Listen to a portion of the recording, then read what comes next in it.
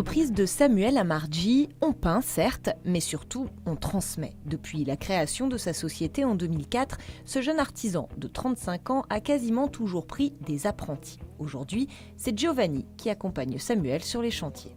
Alors Giovanni, ça fait sa deuxième année. Giovanni va passer son CAP au mois de juin. Le but, c'est de donner mon savoir-faire. Et le but pour lui, c'est d'avoir déjà son examen et puis qu'il puisse évoluer après dans la vie et éventuellement passer un BEP ou un bac pro après. Un jeune en CAP, c'est une première pour Samuel qui prend plutôt des apprentis majeurs. Mais finalement, peu importe, du moment que le jeune a les qualités requises. Soigneux, attentif, organisé. Voilà. Donc là, Giovanni, je vais te montrer comment passer la deuxième couche, la deuxième et dernière couche, faire un bon échampi droit. Donc il ne faut pas dépasser sur le bleu. Transmettre, c'est donc ce qui motive Samuel, qui a lui-même bénéficié de cette chance. Moi, étant jeune, on m'a donné la chance de m'apprendre ce métier de peintre. Et donc, je trouve que c'est important de donner le savoir-faire que j'ai actuellement. Alors, les avantages d'avoir des apprentis, c'est d'avoir une relation humaine entre des jeunes qui commencent, qui débutent, pouvoir leur donner une chance pour qu'ils apprennent un métier.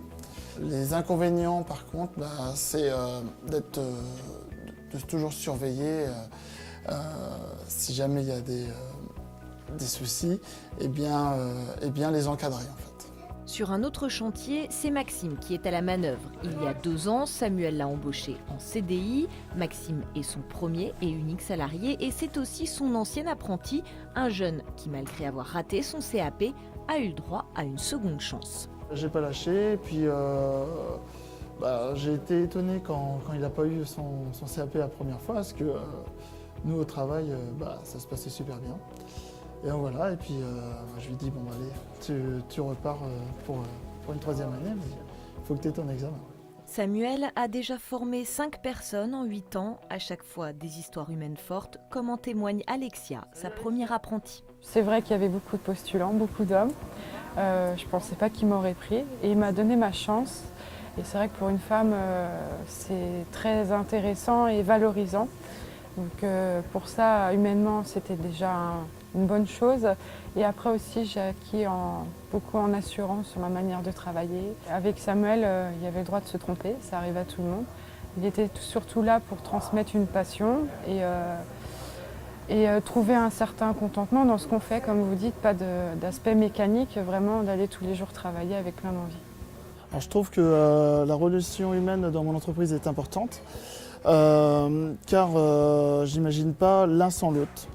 C'est-à-dire relation humaine et le travail, pour moi, c'est ensemble.